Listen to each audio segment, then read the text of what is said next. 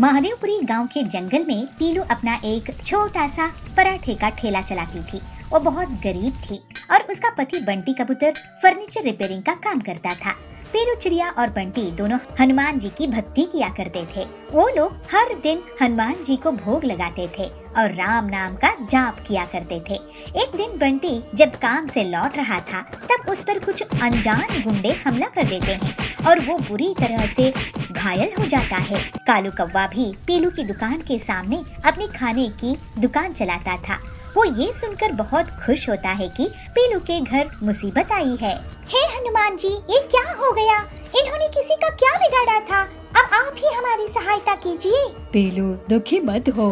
हनुमान जी के कारण ही मैं बचा हूँ, नहीं तो मेरी जान भी जा सकती थी। जी, आप सच कह रहे हैं। मुझे भक्ति में शक नहीं लाना चाहिए।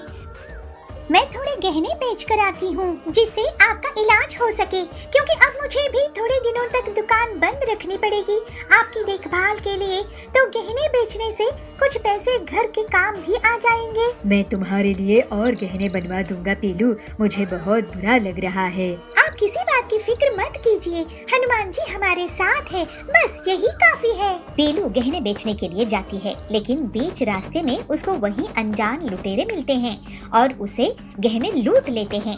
पीलू उदास मन से एक पेड़ के नीचे रोने लगती है। तभी वहाँ एक साधु आते हैं। बेटे, क्या हुआ? क्यों रो रही है? पीलू उन्हें पूरी बात बताती है कि उसके घर के कैसे हालात है। रो मत, तुम तो राम का नाम जपने वाली हो। मुझे राम नाम जपने वाले बहुत प्रिय है। ये लो एक कढ़ाई, इसमें तुम खाना पकाओ और अपनी दुकान में बेचो। इससे तुम्हारी मुश्किलें दूर हो जाएंगी। पीलू उस कढ़ाई को ले लेती है और घर जाकर बंटी से पूरी बात कहती है। फिर वो कढ़ाई में खाना बनाकर सबसे पहले हनुमान जी को भोग लगाती है। ये तो हमारे घर बहुत बड़ी मुसीबत आ गई है पीलू। वैसे भी हमारा खर्चा बड़ी मुश्किल से चलता था, अब तो ऊपर से गहने भी लुट गए। लेकिन अच्छा हुआ कि साधु महाराज मिल गए। हो सकता है उन्हीं के आशीर्वाद और हनुमान जी की कृपा से सब ठीक हो जाए। मुझे पूरा विश्वास है जी। फिर पीलू उस कढ़ाई में अपनी दुकान में सब्जी बनाना शुरू कर देती है, जिसको खाकर सभी उसकी बहुत तारीफ करते हैं।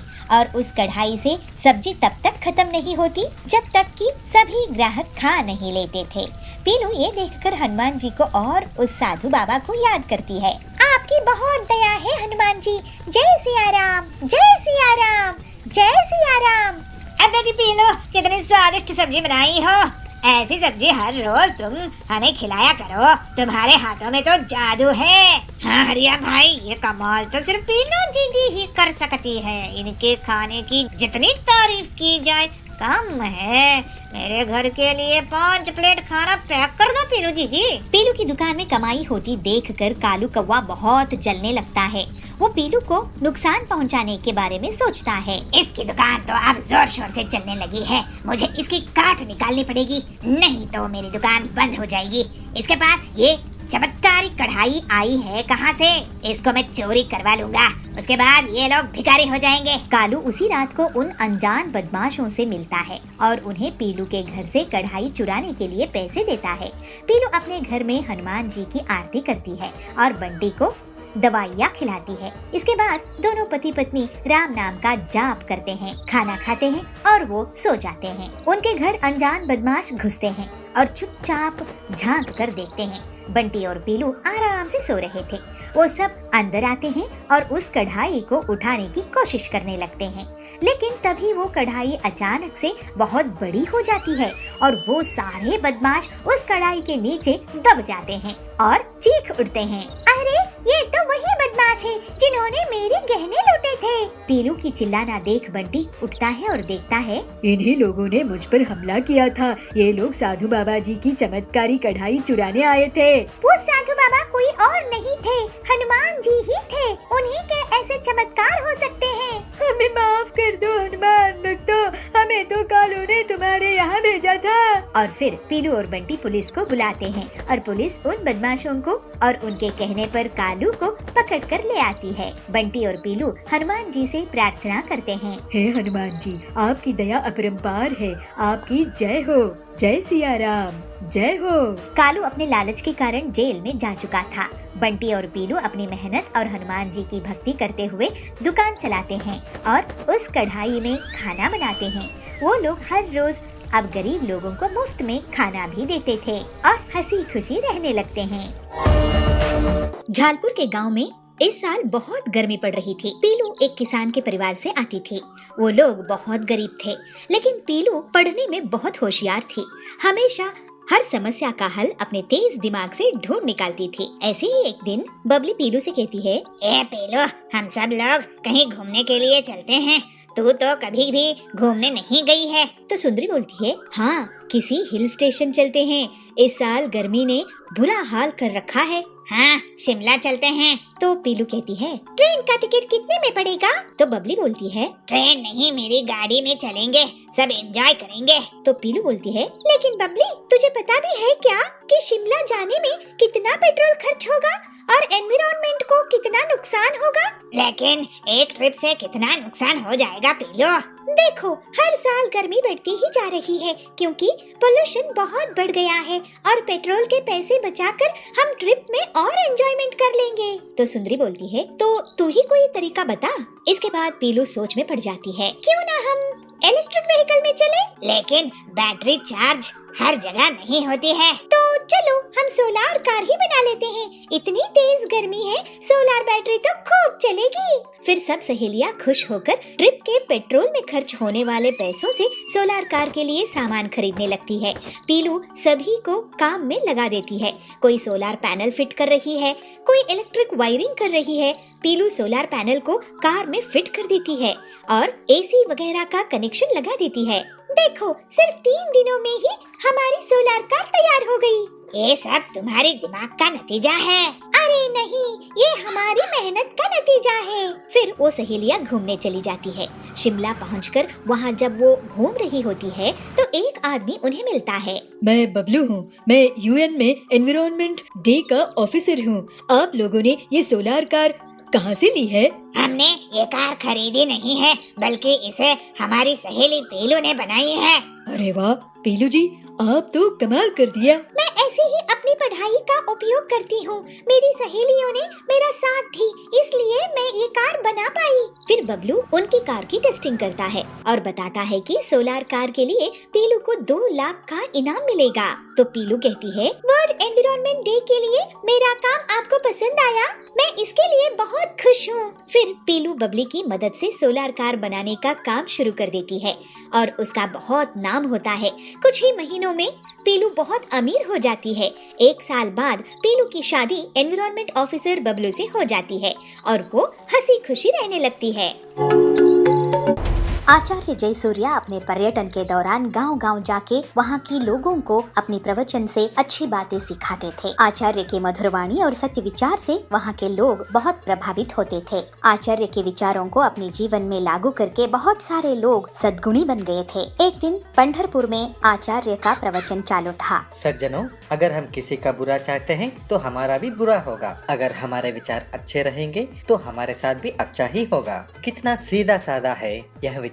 आचार्य की प्रवचन चालू था तो तभी वहाँ पे एक आदमी आके पहुँच जाता है और आचार्य के पैर पे साष्टांग नमस्कार करते हुए यह कहता है, आचार्य जी, मुझे बचा लीजिए, मैं तो आपकी शरण में आ गया हूँ। अरे मैं कौन होता हूँ तुम्हें बचाने वाला? हम सब की रक्षा तो परमेश्वर करता है। आचार्य जी, आप ऐसा मत कहिए। हमने देखा है आपकी वाणी से बहुत सारे लोग अपनी जिंदगी संवार चुके हैं। सब आपकी नाम की जपमाला जपते हैं। अच्छा बंधु, आपका समस्या क्या है बताओ। मैं एक डकैत हूँ। तभी सभा में बैठे सारे लोग एक दूसरे के कानों में खुसर पुसर करने शुरू कर देते हैं। अरे, मैंने तो सोचा ही नहीं था कि ये डाकू है। अरे, मैं सोच रहा था मेरी अंगूठी कहाँ गई, इसी ने चुराया होगा। अरे, ये डकायत अगर हमारे गांव में आ गया तो किसी की खैर नहीं।